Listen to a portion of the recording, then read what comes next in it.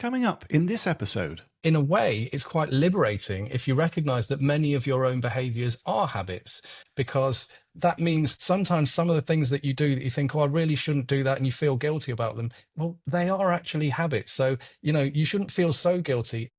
The main thing that people realized was they leave their phones in their rooms, and so they get into bed and get onto their phones. So the simple act of just leaving your phone outside the room can be really helpful. It removes that temptation.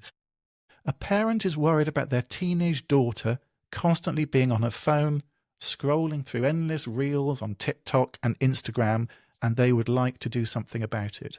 Oh, that's a tricky one.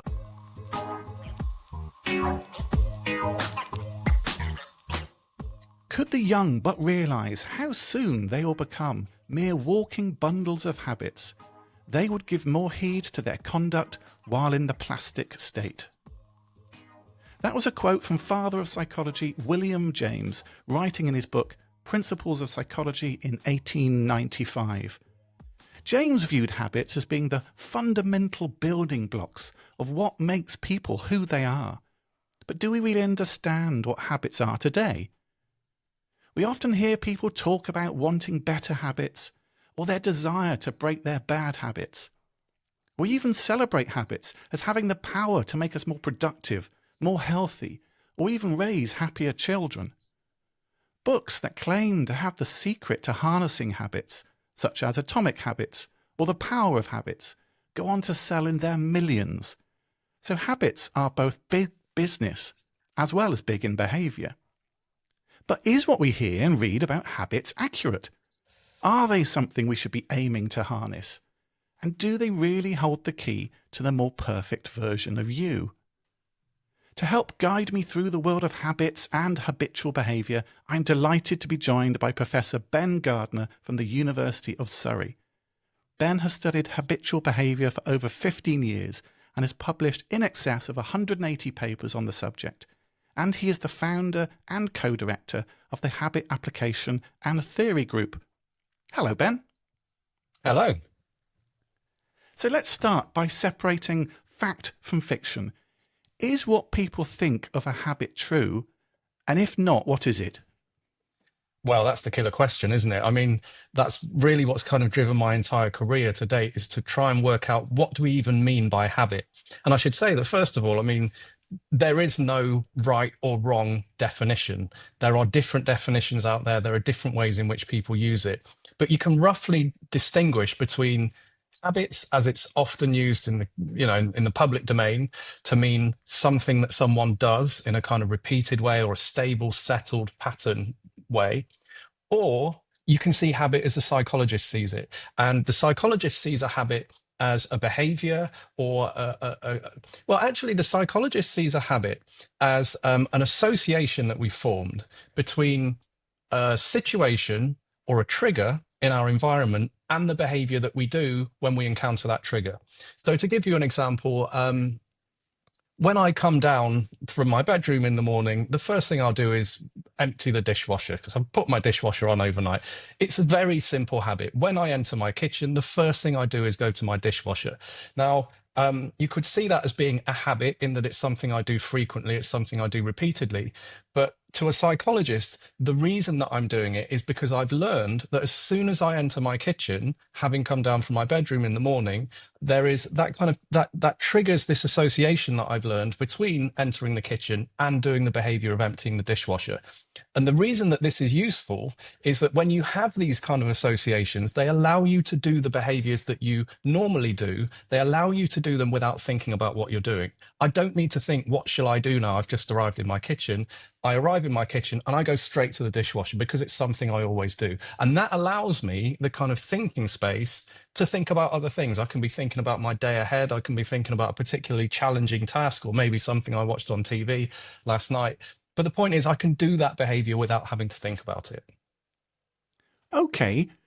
So as you said, from a psychologist's perspective, are you saying habit is the process, not the behavior? Well, I've struggled with this myself, and as I said, there's no right or wrong.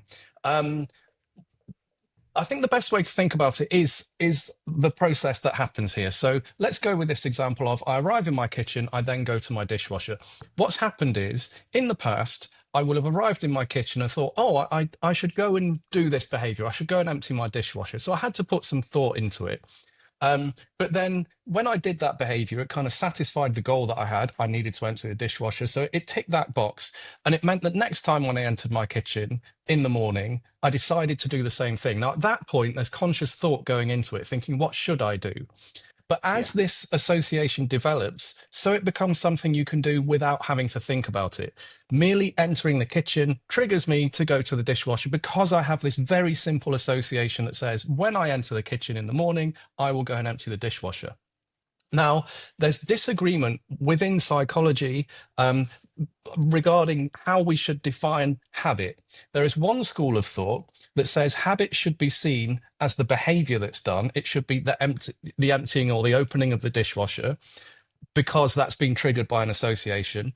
There's another argument that says actually habit should be seen as the association itself.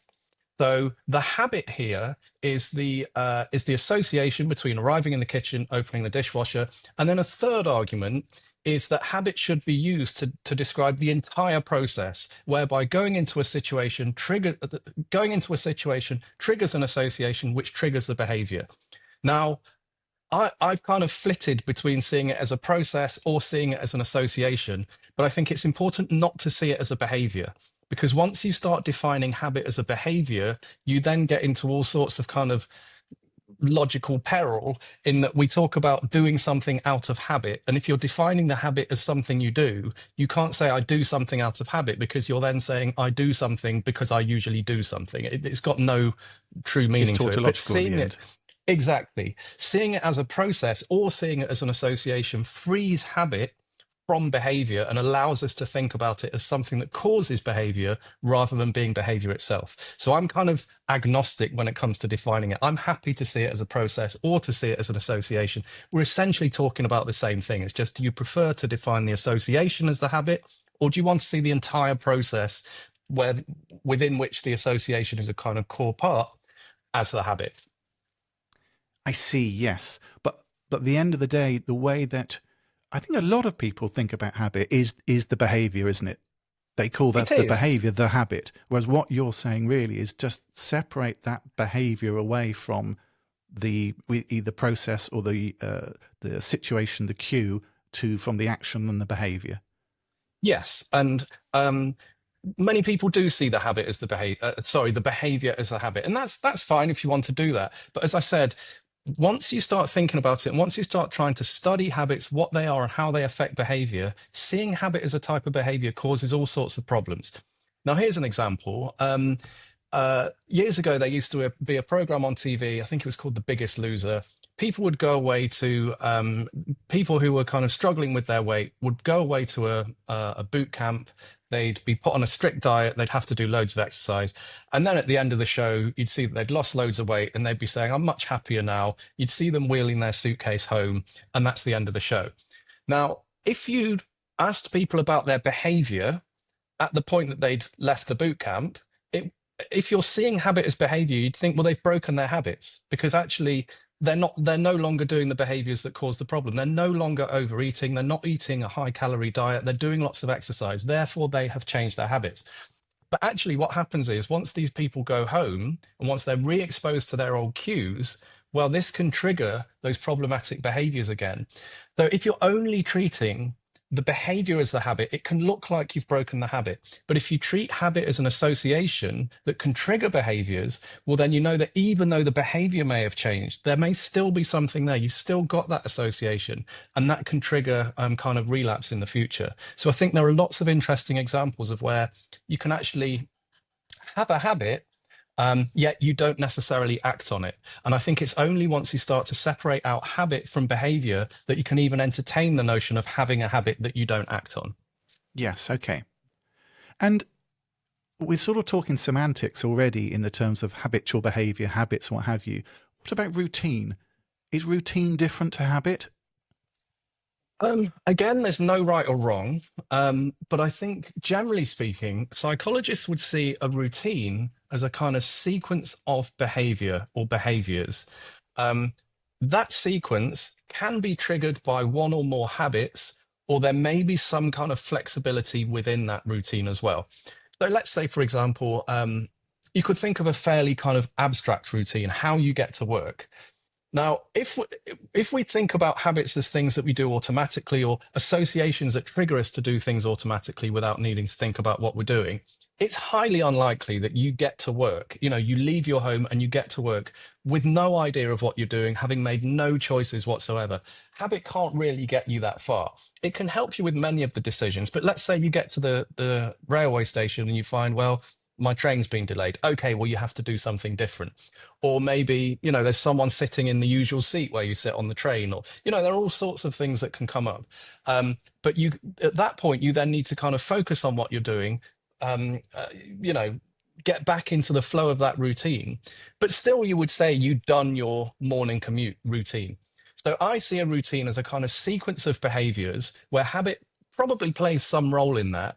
Um, but a habit is not the same as a routine. A habit is an input into a routine. A habit is something that can sustain or help people progress through a routine, but I don't think they're the same concept. This is what I've been trying to do throughout my career, is to really narrow down and define what these concepts mean in a way that is meaningful and helpful for helping us to understand our own behavior. I'm interested in your research. As I said in the introduction, you've been conducting a huge amount of research into habits over the past 15 years. Can you give some sort of highlights of the experiments that you feel stand out and that would be interesting for the listeners to hear about? One thing that I've always struggled with is a lot of research that was done into habits in the 1990s was done into real world habits, was done in the domain of travel mode choice. So how do people choose how to get to work? And there was a lot done on, you know, car use being habitual. And this was when I came to the field, I just thought, you know, I kind of understand it, but I don't fully understand it, in that, as I said, you don't really get to work and think, how did I get here? If a habit is something you do without thinking, well, you must be thinking when you're driving, for example. There has to be some level of thought. You can't do the entire thing on autopilot. Um, and probably about 10 years into my career, I finally kind of satisfied my I resolved this issue in a way that I was satisfied with, in distinguishing between what I call an instigation habit and an execution habit. Now, what this means is, for something like driving to work, an instigation habit is where you have an association that means that it triggers you to kind of habitually decide to do something. So you do that behavior without having to make a decision that you want to do that behavior. So it's time to go to work. So you get into your car. You don't have to think, how shall I get there? You get into your car because it's what you normally do. So that triggers a kind of an episode of behavior. We can think of that behavior as, you know, driving to work. So instigation habits are about triggering a kind of episode of behavior. Execution habits, on the other hand, are more akin to routines. These are much lower level habits or kind of triggers that come up within a routine that can get you through that routine. So something like driving to work, once you've made that decision, whether out of instigation habit or deliberatively, once you've made that decision to drive to work, you then have to do a series of actions. You have to leave your home, you have to lock the door, you have to get into, you know, open the car door, you have to get into the car, you have to put your seatbelt on. So within that episode, I would see execution habits as being the very minor triggers and associations that get you through that. So automatically, when you've got into your car, that triggers you to sit down. Sitting down triggers you to habitually put your seatbelt on. Having put your seatbelt on triggers you to start the car, and so on. So I think this instigation and execution habit distinction is really important, because it helps us understand the ways in which a behavior may be habitual. uh, is the behavior habitual in that you're triggered to start doing it automatically, or is it something that once you've started doing it, whether you've been triggered to do it automatically or not, you can do it in a way that means you don't have to think about what you're doing? And that's been really useful because within the literature, there's been these kind of different ways of thinking about habits. There's been research showing that people can do habitual behaviors without thinking. And then there's also been literature talking about how people can, commit to doing something without thinking about it as well. And I think they're slightly different things. I think we need to distinguish between the habit that triggers a sequence and then the multiple kind of smaller mini habits that help you through that sequence. And to go back to your question, we did a piece of research about 10 years ago now, where we simply asked people to report on how habitual the decision to engage in physical activity was for them. How automatically did they decide to do physical activity? And then how automatically did they actually do physical activity? And the main thing that was important was those two, yes, they were kind of related to each other, but they were separate things. And what this means is you can have a habit for deciding to do something, yet you might do that thing in a kind of more mindful way, or you can deliberately choose to do something. So you start doing it non-habitually, but then you actually execute it or do it in a habitual way. And I think that for me has been a real kind of, it's unlocked doors in terms of understanding habits. So like you were given the example of your dishwashing habit in the morning, you said you started that as a intentional, mindful thing to do because you wanted to clear the dishes, get that out of the way. But that became a habit. Yeah, that is a behavior that became a habit because I'd repeatedly done it. But I think going back to the instigation and execution thing, if you apply that to the dishwasher example, when I get through my kitchen door in the morning, that triggers an episode of emptying the dishwasher. Yes, okay, it's only got a few steps involved, but it's still a multi-step behavior. You don't just instantly do it. I have to walk towards the dishwasher, open the thing, take the cutlery, take the dishes out, and so on. And the instigation execution thing will play out here in that it's the most crucial part for me is the going through the door, arriving in the kitchen. That triggers the sequence. But then I do have multiple mini habits within that particular sequence of, first I do the bowls, and then I do the cutlery or whatever it is. But the important thing that we found in our research is the habits that people should focus on are the habits that trigger a kind of episode of action. That's the most important thing. And that has really profound implications. So if, for example, you want to go to the gym to get fit, or be more active, it's not necessarily the case that you have to find a routine and do things in a routine way in the gym. Actually, the habit that you've got to form is the habit of starting to go towards the gym. Once you've formed that instigation habit that says, for example, I don't know, when it's your lunch break at work, you will go to the gym. If you start doing that, it triggers that sequence of behavior, and it really just kind of kickstarts the whole thing. So we think that instigation habits are the most important form of habit for getting people to do behaviors. Okay. Could the perception of the series of actions, the execution behaviors, put people off the instigation?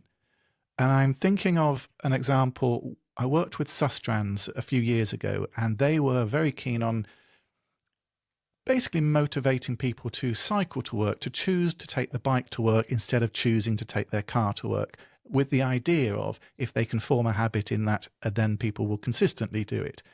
But what we found when we interviewed people was that they had the intention, as in they really wanted to. They thought it was healthier for them. They thought it was better for the environment. They really felt that this behavior was something they should be doing. But then they thought ahead and went, what if it's raining when I come home? It might be nice now, but later on, so I have to take all of this gear. I'm sweaty when I get to work and I haven't got a shower. So all these little sort of execution behaviors that would have to go along the way actually put them off from the instigation behavior in the first place. Is that something you found in the research? I mean, that's a broader issue that, yeah, once you can lead a horse to water and all that, you can get someone to start doing something. But if once they've started doing it, they have an unsatisfactory experience of it, then yes, they're not going to want to keep doing it. So actually, I mean, the instigation execution distinction is helpful for differentiating between different types of habits. But you're right, if you want to form an instigation habit, then actually you've got to make sure that you can do the behavior in a way that is satisfactory to you. If, for example, you do want to go to the gym more, as I said, the most important thing is to form that habit for leaving the house or leaving wherever you are and starting to go towards the gym. But then if once you're in the gym, you find it a horrendous experience, well, you're not going to Or you want to don't know how keep to use doing the that. machines, or they're just too complicated. And Exactly. So I think the instigation and execution distinction is more helpful for thinking about the habits that you've got. I think when it comes to forming habits, I think the instigation execution distinction is important for identifying which one may kind of unlock the most success in terms of encouraging you to most frequently do it. But yeah, it's really important to make sure that you have a pleasant experience of doing that behavior. Otherwise, you won't continue doing it. Habits are built on repetition, and you won't repeatedly do something if it doesn't kind of help you or you don't find it satisfactory or enjoyable in some way. yeah, and that becomes a reinforcer at the end of the day, doesn't it? Positive reinforcement or negative punishment on the other side of it.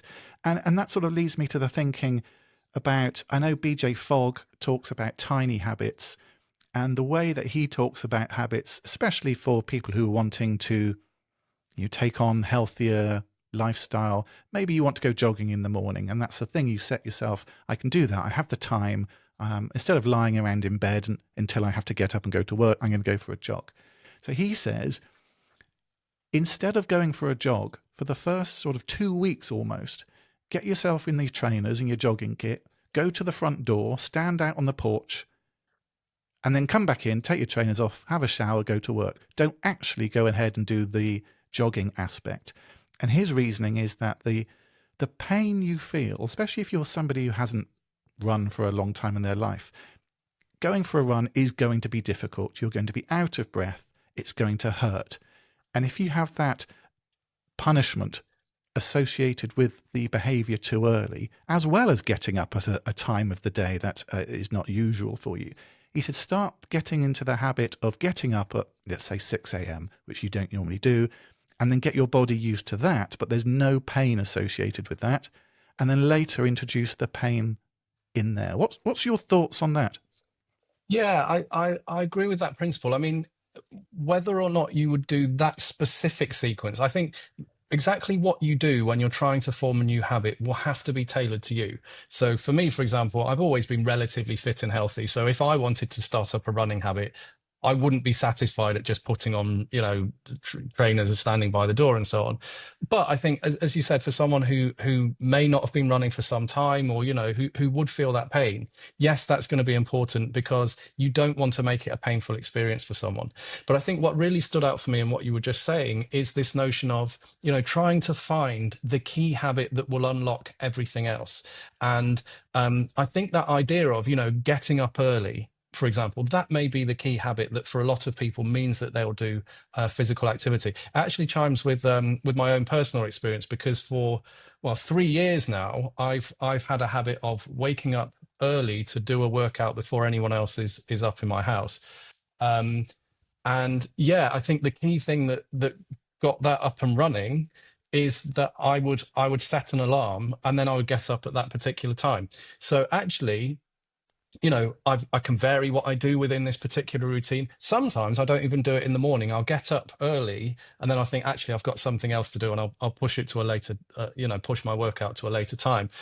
But I think that idea of, working with that one particular behavior of, for me, it's waking up early, working with that and forming that as, I think, what Charles Duhigg calls a keystone habit. I think that's really important. And what those habits will be, what those kind of key behaviors will be, will differ for different people. I mean, for some people, It may not even be about setting an alarm, because they may press snooze on their alarm when it goes off. It may be the action of putting their alarm in a kind of inaccessible place, like on the other side of the room, so that when it goes off, you have to get up and do that. And maybe that works for them, because once they've got up, that will trigger this sequence of behavior. But yeah, I think that idea of find the right behavior for you that will unlock progress, I think that's really important. And what did you call that again? I mean, you said Charles Duhigg calls it the keystone behavior, and you called it the something else. Yeah, no, sorry. Duhigg calls it the keystone habit. The idea Keystone of, habit. if you can work with this one behavior, that will unlock progress in other areas. Another example is, there's been research done on leaving your gym bag by the door in the morning, last thing at night, so that in the morning it's there and it makes it more accessible, and so you're more likely to go to the gym and so on. But those keystone habits are all important. Yeah. And then that also sort of then leads me into think about willpower. And I think a lot of people talk about habits in relation to adopting new, healthier behaviors like we've been talking about. But what role does willpower play, if any, in adopting new behaviors? Yeah, that's a very good question. I mean, I'm trying not to get into the whole notion of what do we even mean by willpower. I have had lots of conversations about, can we try and define willpower? But I mean, if we understand it as, what psychologists call self-regulation, the ability to translate your kind of desires, your wants into action. I mean, that's going to be really important, especially if we go back to that example of, I get up in the morning and I do a workout. If I get up in the morning and it's cold and miserable, then I need that willpower. Despite the fact I have that habit, I may need a bit of willpower to help me act on that particular habit. So I think willpower is very important. But another example, actually, I've recently stopped biting my nails, which has been a huge accomplishment. I've done this for my entire life. So over 40 years, I've been biting my nails. But it's been a really insightful process, because willpower was important. But actually, willpower for me was important in taking the first steps towards stopping biting my nails. And for me, the first steps, as I saw it, was to buy some of that stuff that you paint on your nails that makes it unpleasant to put in your mouth. And so the willpower came in actually buying that thing. Once I'd done that, I painted it on my nails. Then I kind of didn't need willpower, because anytime my nails went near my mouth, I thought, oh, that's quite unpleasant. But that's been an interesting experience, because it's given me, insight into, for example, nail biting, that it's not just about that one simple single habit of, putting your nails in your mouth. You realize there's a lot more to it. You realize, for example, that it's quite uncomfortable having long nails or longer nails if you've been biting your nails all your life. Therefore, you have to include other strategies. Like, I have to carry, nail clippers with me at all time, because I don't like having long nails. So you need some willpower in order to get those and put them in your bag. So yeah, I think with a lot of behaviors, habit is important. It's one part of the process, and willpower is important. But actually, we need to recognize there are other behaviors that surround a particular behavior that you may need to tackle as well. That's really interesting. It's almost like there's a point of willpower, and identifying the point of willpower. And again, it reminds me of a project. It was a self-initiated project I thought about a while ago, where people were wanting to eat healthier, maybe less fizzy carbonated drinks, sugar-based foods. And I sort of made the point of willpower is at the 30 minutes they visit their supermarket each week and they do their weekly shop. Because if they can be strong in that 30 minutes, then they don't have it in the house. And not having it in the cupboard which just makes it a lot harder for them to access it. Obviously, they could go to their local shop, but the point of getting out, putting your shoes on, going to the shop, it's just harder to get. And we initiated an idea. We approached a supermarket with a shop. It was a hashtag Shop Strong initiative. But actually, the supermarket was promoting people to shop strong and not buy things they didn't want to buy, not specifying what, but and then promoting some healthy things as well. But you can imagine that the supermarket wasn't overly keen on telling people not to buy their products, so it never went anywhere. But yeah, that point of willpower, which is very interesting. One of the things I read, and it was a wonderful paper by Robert Epstein on B.F. Skinner and how he basically, all of the theory and the things that he studied, he tried to put into his own life. And he was a very good self-manager. And one of the things he said, it's really important if you want to be a good self-manager, is to accept your personal mediocrity. He said himself, it sounds quite harsh, but the first lesson to becoming a better self-manager is to know you're not naturally a great self-manager. And once you're humble enough to acknowledge that, you can then put things in place to do better. But if you think, oh no, I'm strong enough, I can do this. I don't need to put my gym kit by the door. I will remember in the morning and do it. Then you're probably setting yourself up for failure anyway. So, as soon as you go, actually, I probably will forget, or I will forget to take my own sandwiches instead of going to the cafe and buying things each day, then you can start to put things in place. So his idea was very much, don't rely on willpower, acknowledge you don't have it, and then start shaping your environment a little bit more so that makes it easier to do what you want to do and harder to do what you do not want to do. Is that a fair thing to say? I mean, Skinner was writing in the 60s and 70s. Yeah, I think it's a very fair thing to say. And I mean, I think, as I said earlier, a lot of this stuff, I can only make it make sense if it can chime with my own personal experiences and what I see other people doing. And in fact, I think in a way, it's quite liberating if you recognize that many of your own behaviors are habits, because that means that, sometimes some of the things that you do that you think, oh, I really shouldn't do that, and you feel guilty about them. Well, they are actually habits. So, you shouldn't feel so guilty if you're doing things that you don't want to do, if you have these particular habits. But we shouldn't just use habits as excuses. I think the point is when we recognize what our habits are, that can help us think, okay, so what shall I actually do about this? So you can't just think, okay, well, I'm going to do things differently. You can think, well, if there is if I'm doing this automatically, there must be something that's triggering me to do it. And then once you know what the trigger is, you can think about, turning on the willpower button, as it were, when you're experienced to that trigger, or, avoiding the trigger, or making the behavior, less accessible, or what some people call adding friction at the point when you're triggered to do something. And so I think it's really important, and there hasn't actually been a great deal of work on this, but this idea of what's been called cue monitoring.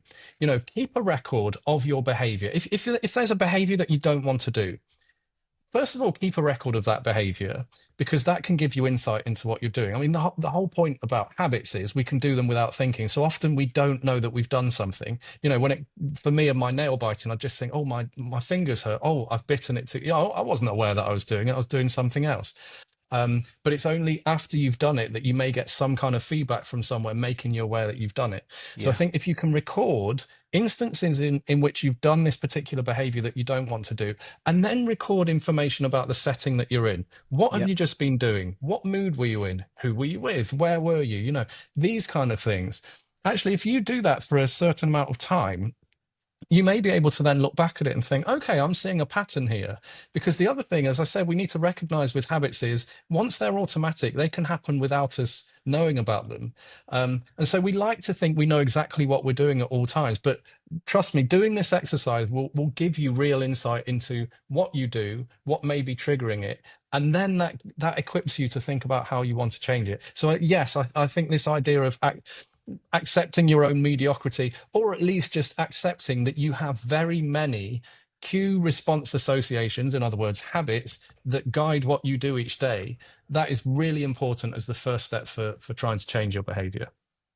Yeah, brilliant. And even as you're saying that, I'm thinking of my treat cupboard, and we've got a cupboard in the kitchen which has the M&Ms and whatnot in it for Friday night. And there are several times I'm making a cup of tea, for instance, and I'm waiting that 3 minutes for the kettle to boil. And then I suddenly, without thinking, find myself in the cupboard, just on my tiptoes, looking to see what we've got. And I think, oh gosh, I didn't even think consciously that I need to go and look for something. I've just found myself there. And that then reminds me back to your dishwasher example. Do habits have a memory? I mean, that's the cue, that's the environment. If you had a new kitchen put in the house and suddenly your dishwasher was moved, or you moved house entirely, does that habit break? That is a brilliant question. I mean, it's difficult to answer because it depends on what you mean by breaking the habit. And going back to what we were talking about earlier, if you see the habit as the behavior, then yes, if you move to a new home, for example, and your dishwasher's in a different room or it's in a different place, maybe you'll, do your dishwashing in a different way. So you might think that the habit's been broken, in that the behavior has changed.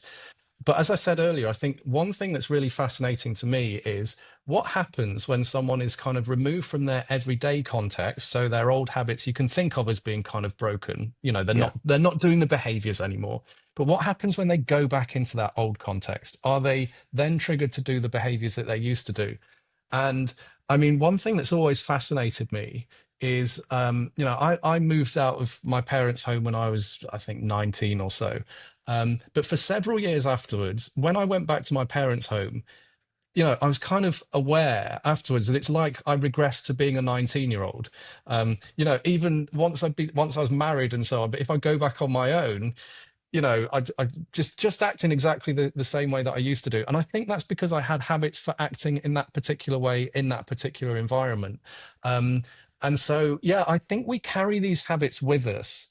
And what's particularly important about that is, yes, if you want to break a habit, it will be satisfactory to change the behavior, or if you change your context, then such that your behavior changes and you no longer do the habitual behavior, that is a long-term solution as long as the old context is not going to be encountered again. But it's not a long-term solution if you're going to find yourself going back into your old context, because that's likely to trigger some of the old habit associations that you had, or that you still have. And this reminds me of a paper we did a few years back where we looked at responses of people who'd successfully lost weight, over 6 months after they'd initiated weight loss, and they'd still maintained their weight loss, but they were talking about still struggling against habits, against their bad habits. And, at times of stress, for example, they'd find themselves going, being more tempted and so on. And what I think is interesting about that is, again, if you only look at the behavior, it looks like they've broken their habits because they're acting in a healthy way, and that's showing in their weight. Therefore, you'd think, fine, we don't need to support these people anymore. But actually, when you talk to them, you find out they still are struggling against unwanted, old, bad habit associations. And the crucial point is that means they will continue to need support until they either no longer have those associations or are kind of feeling fully equipped to deal with those. So yes, I think we carry habits with us. So in the same sort of process, but on the opposite side, are there natural opportunities where people's cue association changes and they could consciously then think, this is my opportunity to change? So for instance, let's go back to that transport choice again. Someone drives into work every day. It's easy. They sit in the queue. They don't particularly like it. They don't feel it's environmentally sound. Plus, it's not doing their health any good. But actually, they do find it hard to make that decision to get on their bike. And then they move house. They've got a different house. Could they then think, actually, this is the opportunity to change because all of my cue associations have changed? If I cycle to work in the first week, again, that point of willpower, do you think that then will start to build that association and make it more likely that they might cycle into the future?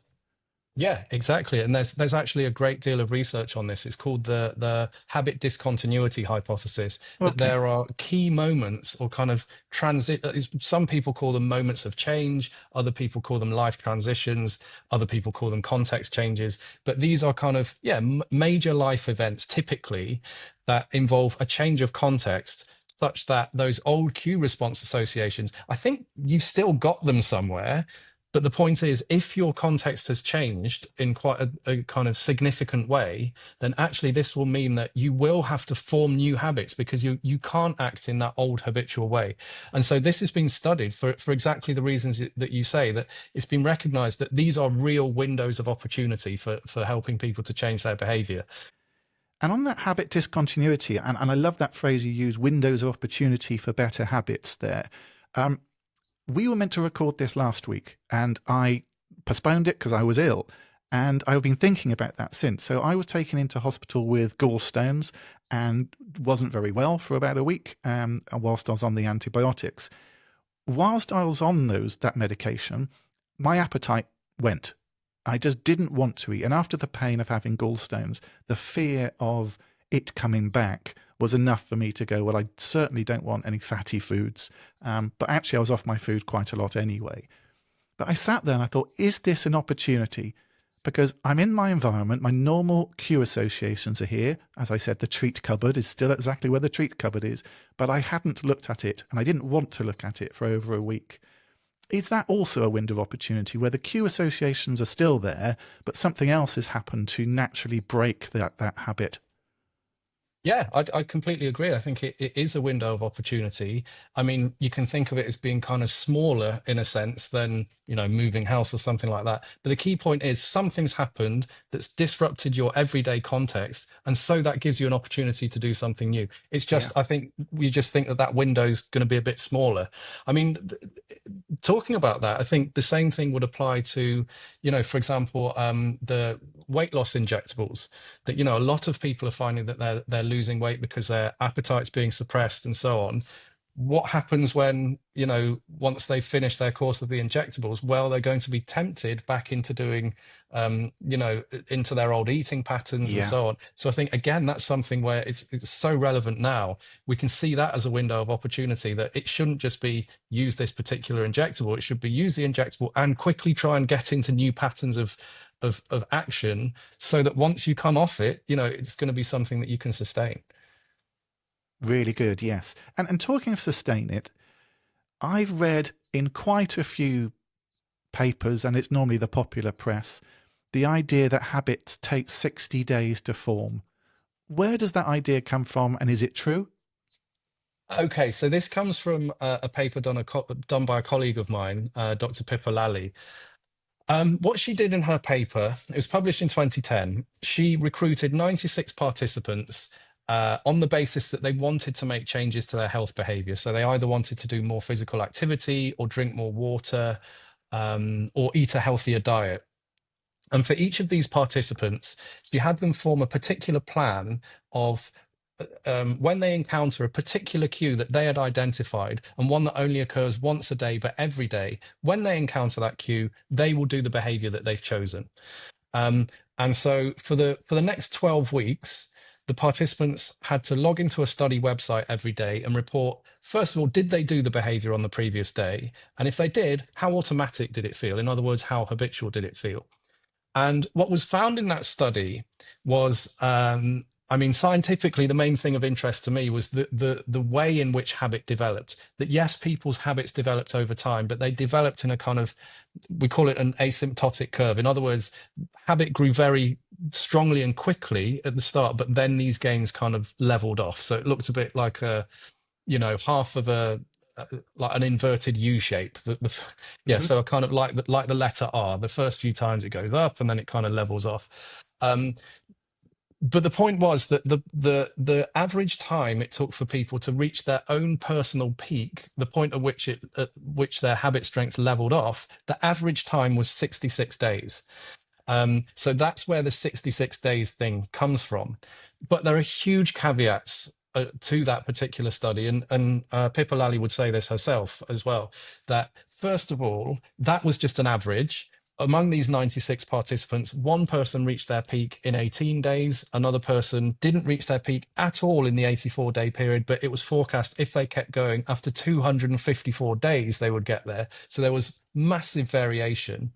Also, the level at which habit peaked was quite different for different people. So this was based on people's responses to a question saying, this behavior is something that is automatic for me. To what extent do you agree or disagree with that statement?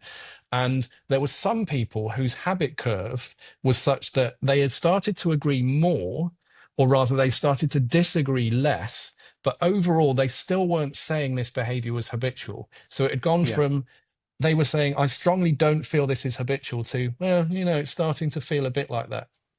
So a lot of these people who supposedly formed habits actually we're just saying it's feeling a bit more habitual now. So it's very difficult when you look at the kind of nuances of that. It's very difficult to say this is how long it takes to form a habit, because we think it differs according to characteristics of the person, characteristics of the behavior that they're doing. You know, if it's a simpler behavior, it's probably going to become habitual more quickly, or maybe it will reach a higher peak, and probably the environment as well, you know, the stability of the environment. But Yeah. yes, that study said that overall, on average, it's 66 days. And you can sort of see that papers are very good at picking out a very simple headline like that and sort of running with it rather than the complications. It's almost like that. Everyone has 2.4 children, isn't it? You know, that's the Yes. average. Nobody in the world has 2.4 children, but the average is 2.4 children. So what Yeah. does it really mean? Yes. And Yeah. there's that other statistic as well, that everyone has, on average, fewer than two legs, because, you know, Yes. Not many people have more. no, No, fair exactly. enough. Very few. Just to go into the theory a little bit more, how does your view of habitual behaviour compare to other theories? Because in psychology, there are quite a lot of theories of behaviour change, such as the theory of reasoned action, or the stages of change modelled by Prochaska and Prochaska. How does yours compare with those?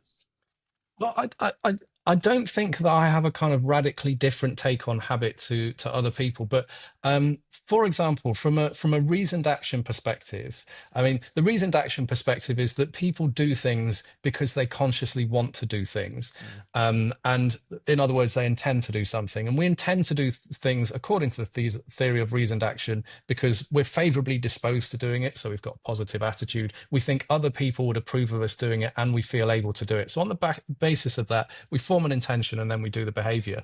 And there has been debate, or around 20 years ago, there was debate in the literature saying, you know, is habit really a valid construct? Is it just that people are automatically acting on their intentions?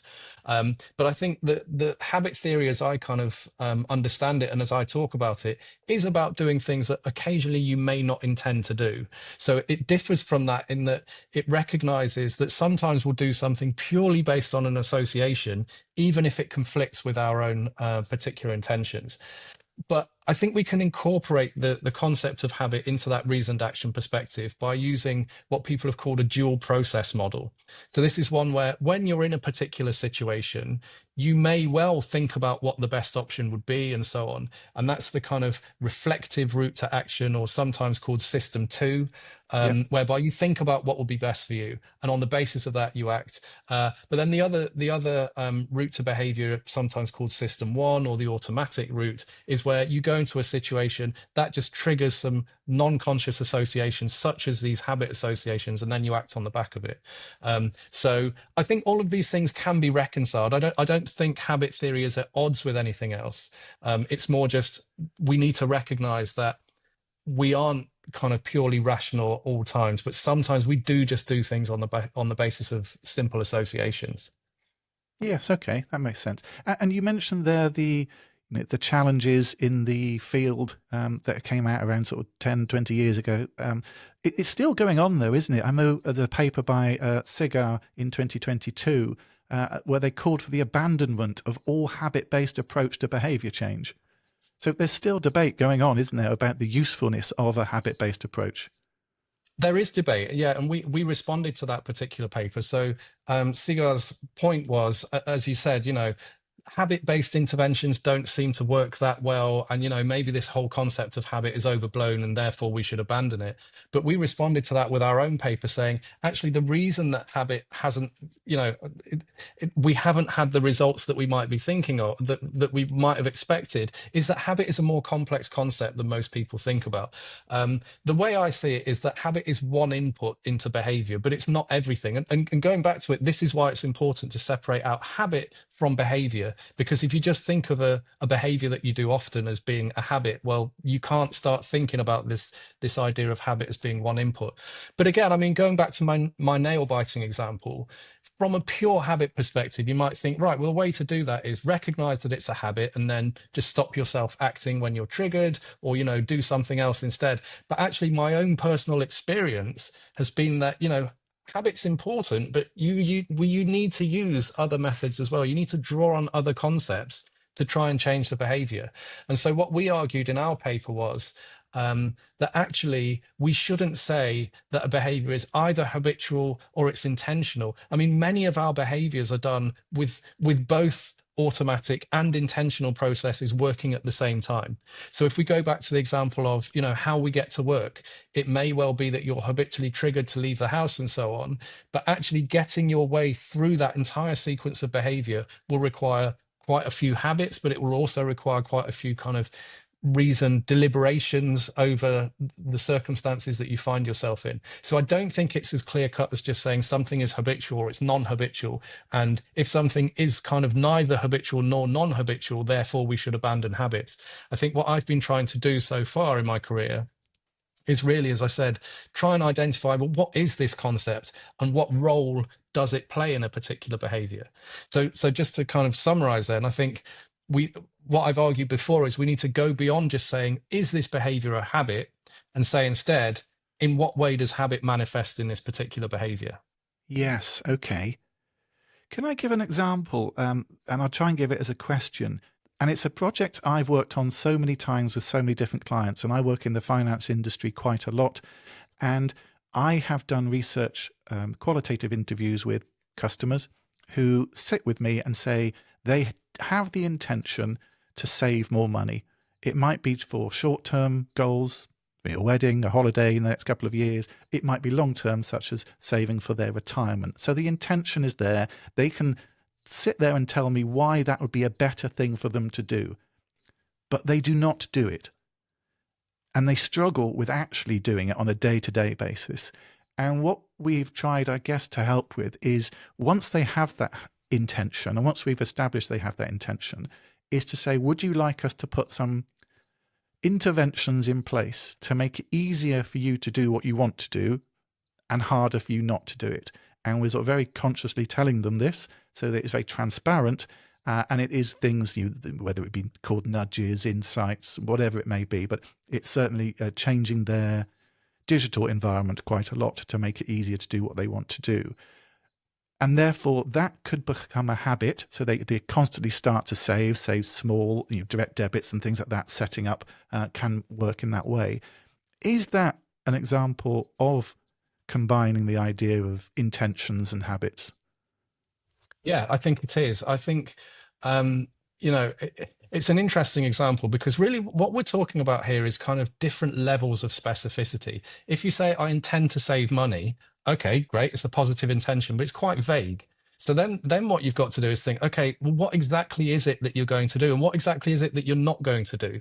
So I think key to changing any behavior is to identify what is it exactly that you're planning to do, or what may you need to do to achieve that particular goal. I mean, saving money is an interesting one because it could even be argued that that isn't a behavior; it's an outcome of a behavior. But either way, it's quite an abstract concept.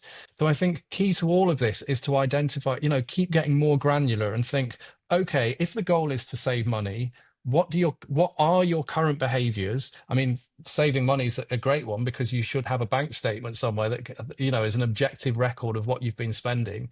So I think engage with that to think about, okay, where is my money going? And then you can start to think, okay, what are the particular situations in which I spend money?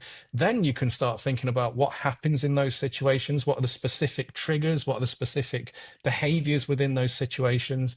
So yeah, I think but I think this notion of these kind of different levels is all important because what we've argued in our work is you can have a behavior that is intentional at quite a high level, but when you look at the specific behaviors that you're doing, they may be habitual.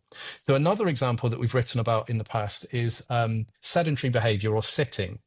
So there's been this great movement in the past 15 to 20 years to recognize that actually the time we spend sitting down is bad for us, largely independently of whether we're physically active. But what my colleagues and I have said is, okay, there's likely a habitual element to this in that when you enter a room, you're triggered to sit down, for example. But actually, we've got to recognize what is it that people are trying to achieve when they're actually sitting down. So we looked at the example of office workers. And our assumption is for many people, when they're at work, their goal is to get their work done. And how do you actually serve that goal? Well, you go to work, and then once you're in the building, you sit at your desk and do your work. So sitting is something that no one thinks when they get to work, what shall I do now? It's an automatic response to the environment. So it's habitual in that sense, but it is actually serving this higher order goal. So it's both intentional in that it's being done to achieve the goal of getting work done. Yet it's also habitual in that no one, you haven't made a conscious decision to sit down. So then the solution to that is going to be, okay, well, how can we encourage people or support people to work so they still achieve their higher order goal, yet in a way that doesn't require them to sit? So things like sit-stand workstations, for example, can be really helpful for that. But yeah, that's a prime example of something that can be both intentional and habitual, depending on the kind of level of analysis that you're looking at. Okay. And does identity play a role in habits and habitual behavior as well? Yeah, that's a really, really interesting question. Identity plays a really important role in maintaining behavior. There has been work that has linked identity to habits in terms of, cue behavior associations. But I think it's probably most useful to separate out habits from identities. And one of the reasons for that is some of our more mundane habits, we wouldn't think of them as kind of reflecting our identity. So, for example, if I come downstairs and empty the dishwasher, I don't see that as an important part of who I am. I could do that at a different time in the day, and it wouldn't kind of threaten my self-concept or anything like that. But I think we should think of identity as being a separate process, but that is really, really important for maintaining behavior. And the reason for that is that when we see ourselves as the kind of person who does a particular behavior, that behavior becomes kind of locked into our sense of who we are. And we need a consistent sense of who we are in order to, navigate our environment, predict our own behaviors, think about how other people are going to respond to us, kind of process information. So our self-concept, this kind of entire idea of who we are, is really central to us. And we cling to identities because they are part of our self-concept. But yeah, it's been shown that when someone changes their behavior and they start to build an identity in which that behavior is key, then actually having that identity will maintain that behavior over time, or it will help them to maintain it. So there's been a great deal of research done in smoking, for example, that's shown that people who start to identify as being a non-smoker or an ex-smoker, but who used to smoke, having that identity will predict the likelihood that they'll carry on, their cessation will continue versus whether they'll relapse.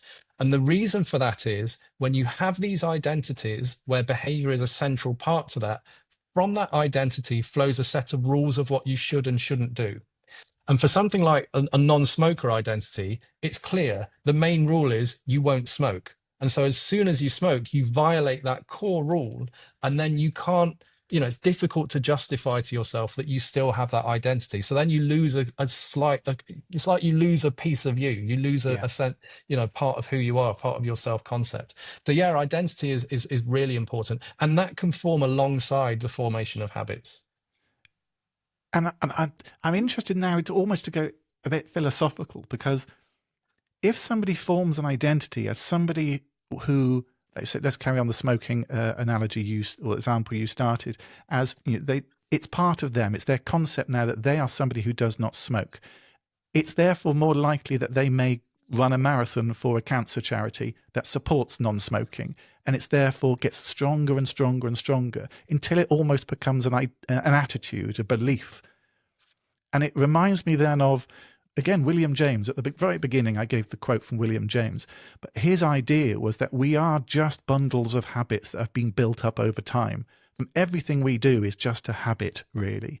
And from that perspective, and again, going back to the example of finance, one of the things we try and do, and we try and tell financial organizations, is help your customers once they've started to do something, even if it's a small behavior, setting up £20 each month to go into a saving behavior. Reinforce that by telling them it is a good thing to do, to try and build the identity as somebody, they are somebody who's made a good financial decision, Therefore, they are more likely to then do something else, which is a good financial decision. And if they do that, it strengthens it again. And all of this starts to form an identity as they are somebody who makes good financial decisions for them and their family. Then they start to, it's almost like a snowball, isn't it? Starts off small and suddenly they're rolling and rolling. And then they have an attitude later on as somebody who's a good financial decision maker. Yeah. Yeah, I completely agree with that. And the other thing that's really important here is that when you do have an identity, as I said, from that identity flows a set of rules or a code of conduct as to what you should and shouldn't do in accordance with that identity. And that's really important for those situations where, say, having a habit isn't enough. Yeah. So, for example, if I go back to that example of doing a workout each day, I formed this habit whereby I wake up and the first thing I think is, workout, because I have this simple association between waking up and then going to do my workout. But on those times when it's challenging to do that, for example, maybe it is a cold and miserable day, or, I don't know, maybe if there's building work going on in the house or something like that, and it makes it difficult, actually having that identity that says you are the type of person who does a workout, or, a more abstract identity, you are the kind of person who looks after his health. That's really useful in helping me to fill in the gaps that are left when habit isn't enough. So I think having identity is really important. That's one of the reasons why it's important for maintaining behavior, because it can fill in the gaps. So I think habit and identity, when they're both in the same kind of direction, they can really work well, complementing each other. It's really strong, to keep us isn't on the right it? track. Is it almost, would you say that teaching should take on the ideas of habit formation, for instance? If you think of, again, William James wrote he wrote a book called Talks to Teachers on Psychology, where he said the teacher's prime concern should be to ingrain into the pupil that assortment of habits that shall be most useful to him throughout life. And so if you can start to think of actually teaching as more of a link between cues and responses rather than just passing information from one person to another, it changes teaching altogether, doesn't it? Yeah, I completely agree. I think you're right. I think with teaching, I mean, I think it's only when you get older that you realize that the aim of teaching is not necessarily to just give you a load of facts and knowledge and so on. It's to actually equip you with the tools to learn and to kind of deal with situations that will arise later in life.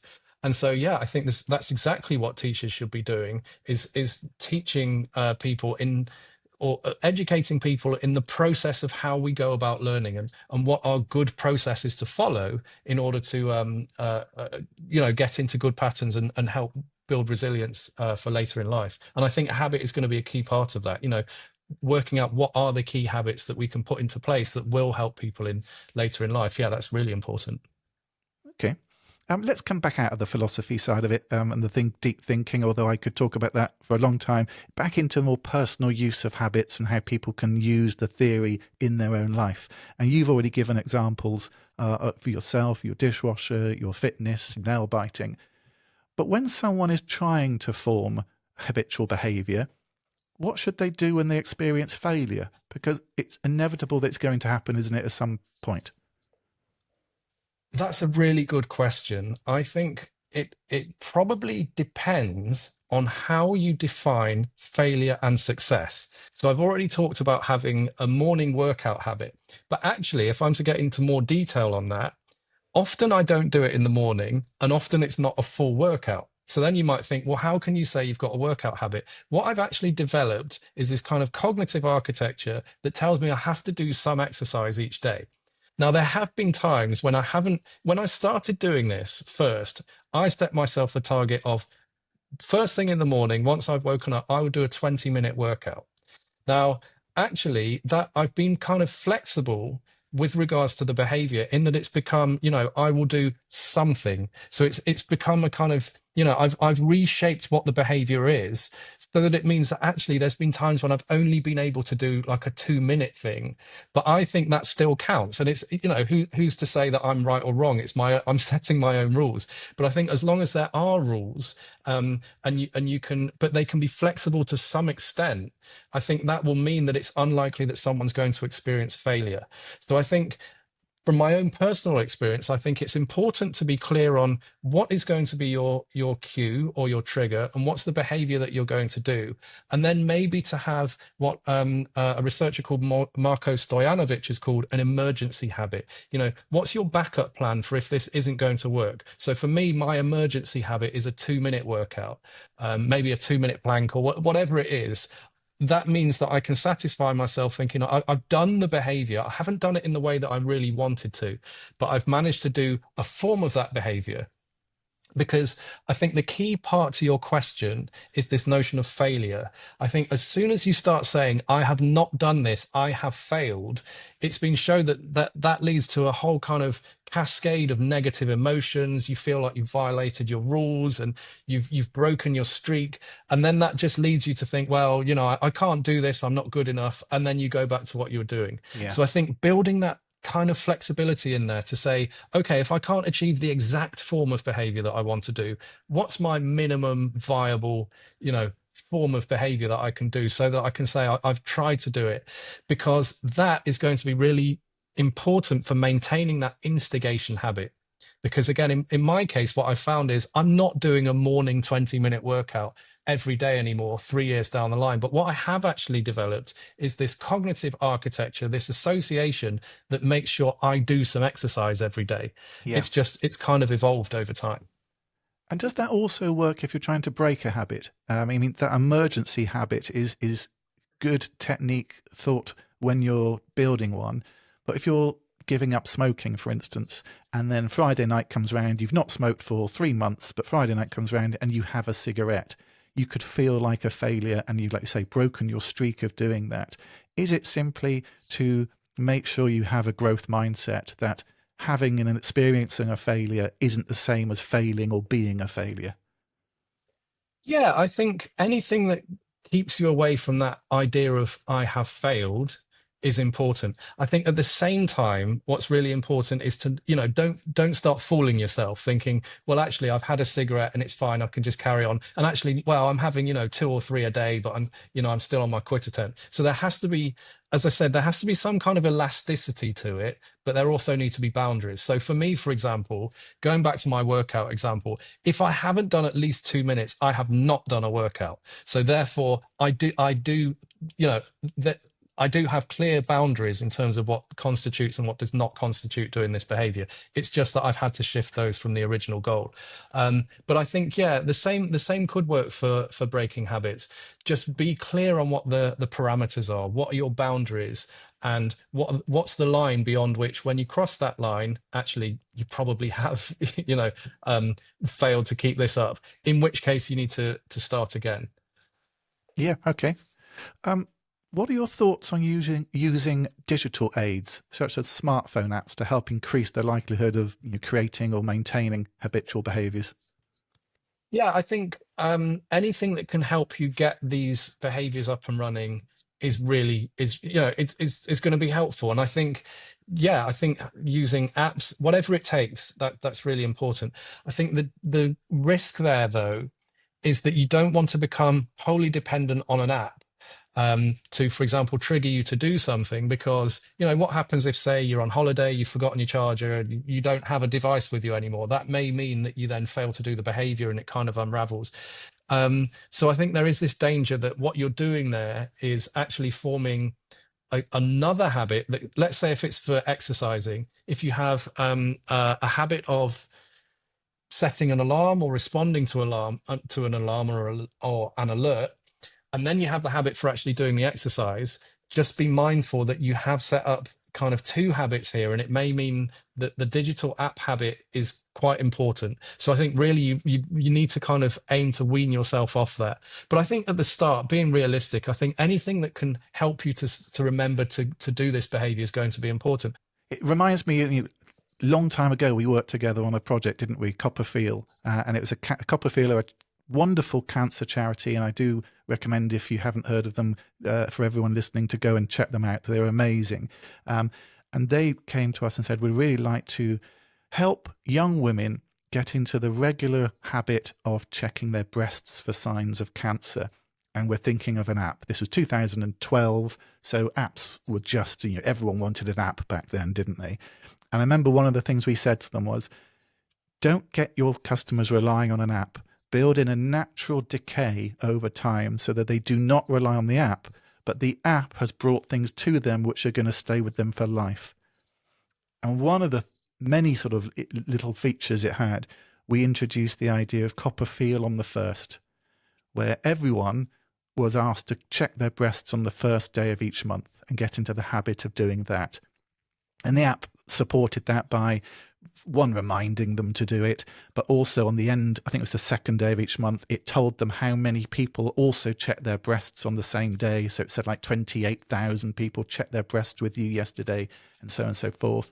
But the copper feel on the first thing was really powerful, and they still use that to this day, even though the app no longer exists. That concept is very clear in their idea.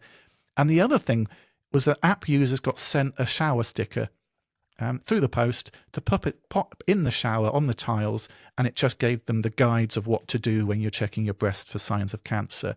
And that is a very cue-dependent stimulus, isn't it? It's in the place you can do it, it's right in front of you, and it's a reminder to do it every day.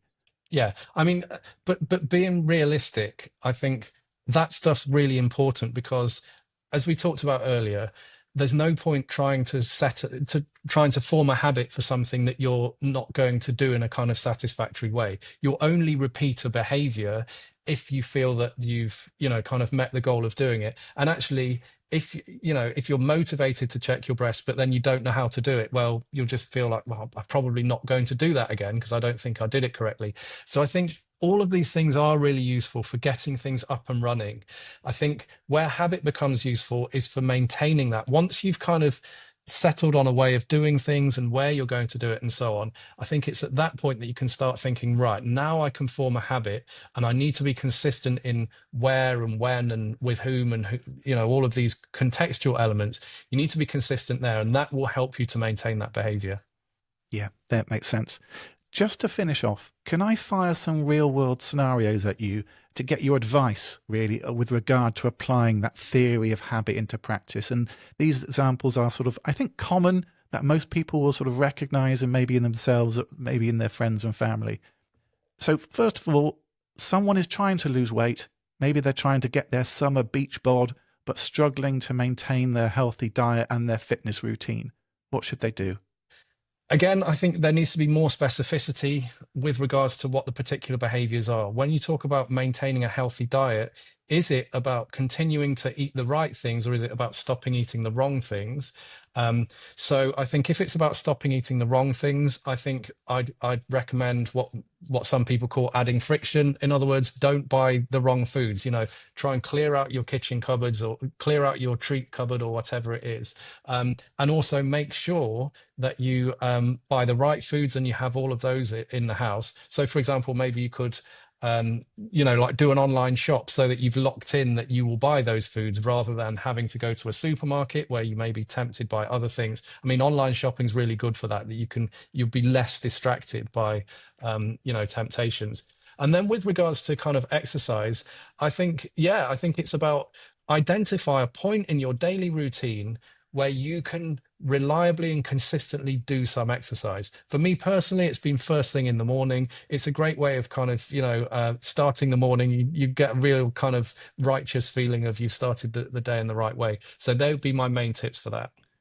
The next scenario I've got is a parent is worried about their teenage daughter constantly being on her phone, scrolling through endless reels on TikTok and Instagram, and they would like to do something about it. Oh, that's a tricky one. I mean, because I'm thinking from personal experience, it depends how much control you can have over the child's phone. I think if you can set screen time limits, that'll be really useful. Because I think that's a clear habitual behavior, and in fact, I think smartphone use is one where it's habitually instigated and it's habitually executed. You'll be triggered to pick it up, at certain points, and then once you've picked it up, you'll do certain things in a certain order. And the way that these apps have all been designed are such that they're designed to it's endless. You can keep using it and keep using it.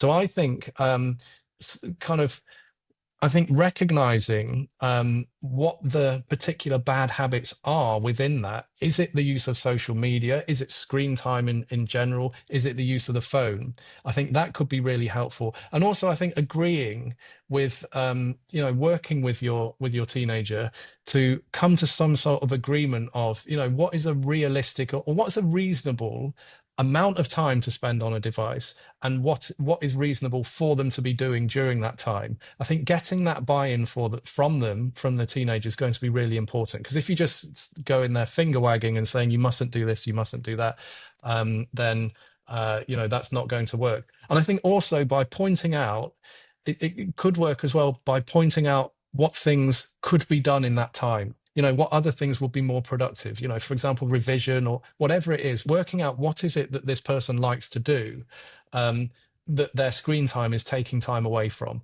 and then working with them to come to that kind of arrangement or that agreement that they will limit it in a particular way. Or I think that's going to be useful. And one other thing is, I think definitely leaving devices outside the bedroom is really important. We did a study during the COVID pandemic, actually, about sleep hygiene and trying to understand people's pre-bedtime routines and then work with them to, work with these very small habits that they had. And in fact, the main thing that people realized was they leave their phones in their rooms, and so they get into bed and get onto their phones. So the simple act of just leaving your phone outside the room can be really helpful. It removes that temptation. And also, if you've got an alarm on the phone, you've got the added bonus that it means that you're going to have to get up in order to turn that alarm off in the morning rather than good pressing point. snooze. Yeah. That's a really good point, isn't it? Again, that's changing the environment again. But in that scenario, I guess you would want to get the buy-in from the teenager as well. If it comes across as a punishment, and I'm thinking going back to real behaviorist punishment and reward structures, positive reinforcement is a good thing in the fact that if you do this, then you can have this. Or negative reinforcement, if you do this, then you won't have to do something you don't like anymore, and therefore it's still a reinforcer. But the punishment side of it, which I think a lot of parents do tend to go down, doesn't work so well, and certainly doesn't then form what we were talking about, the identity in that teenager as somebody who doesn't want to rely on their phone and doesn't want to be that type of person, and maybe can be sort of bigger and stronger than that. So again, if a parent's trying to think about how to do that, as you say, screen time, what have you, get that buy-in, but also have one eye, I guess, on how am I going to form an identity in my teenager so they themselves want to see themselves as being more than just a screen zombie. Yeah. Yeah. I think that's really important. I mean, the other thing to point out is that different strategies are going to work for different behaviors. And, it may be that, say, with phone use, maybe you can't do anything with identity. Maybe you can't do a great deal with habit. So I think it's probably not what you want to hear at the end of this podcast. But my key point is, with concepts and ideas like this, all habit is it's one particular input. There are a load of methods and techniques that surround it. But I think my key point is habit isn't everything. It's really important, but often we need to think beyond habit and think of other techniques, other ideas, such as identity, for example, which may give us more leverage. So I think coming at everything and thinking, right, what's the habit here and how do we break that habit? It might not be the answer. It may be that, for example, identity is the best way here. Or actually, it could be a kind of, an education-based approach that, by talking to your teenage child and explaining that actually the things that they are doing are taking time away from other activities that they enjoy doing more, maybe that's going to be more effective. All of these things are, you have to tailor them to the situation. So no two teenagers are the same and no two situations are the same. So I think it's really about work out which of these strategies would work best with you. But I agree, generally speaking, this notion of just punishing people and saying you mustn't do this, that's not really the best way to change someone's behavior. Yeah.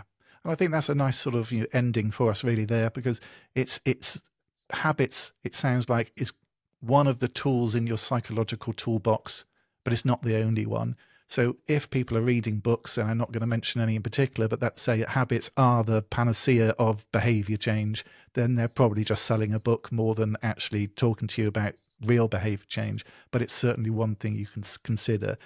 And of my notes that I've made as we've been talking, I think it's very interesting for people to start thinking about the instigation habits and execution habits. What triggers the behavior, and what are the series of actions that go along with that instigation.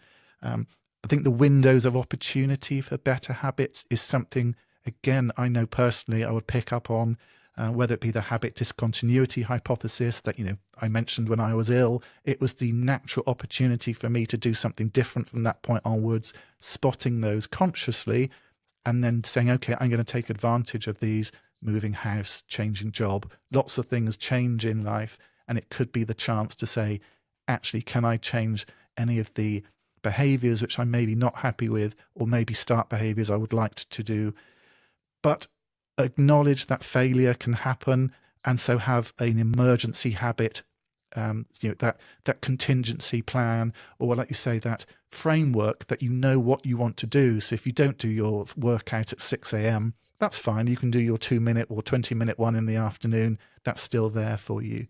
And to make sure that you specify the behaviors, because if you're too vague, then actually you don't know what you are and not doing. So try and specify exactly what you're trying to do it, and then monitor the cues and the environment around those behaviors, because it could be that those are the key to things to change and to monitor, and you might find out about yourself and therefore be able to manipulate yourself to be the better person you want to be. Yeah, I completely agree. And in fact, on that last point, there was a very famous study that I often cite by two researchers in the 70s that showed that it was a really clever paper in that it showed that people who had been subject to a kind of environmental manipulation, when they were asked to explain their behavior, explained it in a way that didn't acknowledge the environment at all. I'd advise you read the paper. It's by Nisbet and Wilson, 1977. I think it's called Telling More Than We Know.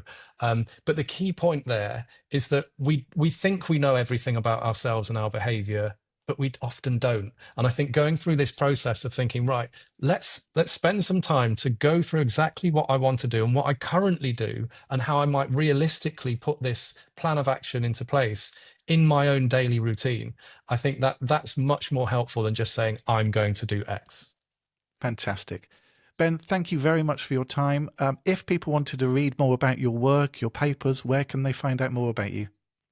If you go to the University of Surrey website, or you can just Google me, Benjamin Gardner, Surrey. Note the spelling of Gardner, though, Gardner. Fantastic. Thank you very much. I hope you keep up your fitness routine and you don't start biting your nails again. Thank you. Thanks, Ben. Bye-bye.